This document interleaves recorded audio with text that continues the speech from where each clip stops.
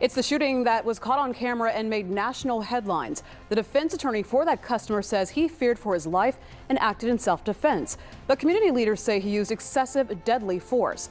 Our Rochelle Turner live from the restaurant on South Gessner, where a press conference just wrapped up. Rochelle?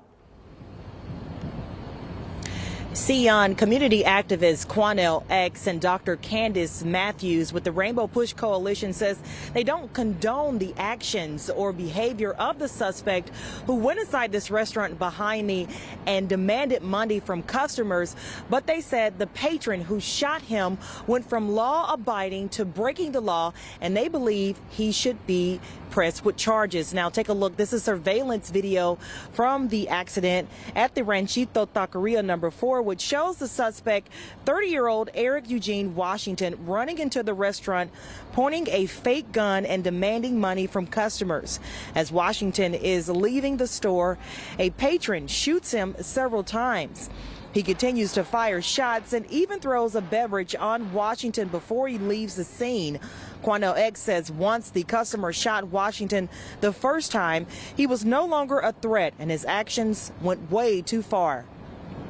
He had a right to defend himself. He had a right to protect himself. He had a right to use deadly force, but he went beyond that. And he stood over that young man and pumped bullets after bullets after bullets into him. That's overkill. That's no longer self-defense. So I believe that the Harris County District Attorney's Office should make sure that a grand jury returns a criminal indictment. Now, Washington was convicted of aggravated robbery in 2015 and sentenced to 15 years in prison. He got parole in 2021 before last month being charged with aggravated assault of a family member. Records show he was out on bond during the Taqueria robbery, and this is all information the grand jury will look at. But Quanell X says the defense attorney will have to prove he was a continuous threat. You did not know his criminal history before you shot him. You did not know his name before you shot him. You did not know who he was before you killed him. You did not know his past before you killed him. You didn't have a chance to look up his criminal history, then decide to use deadly force. So that don't work.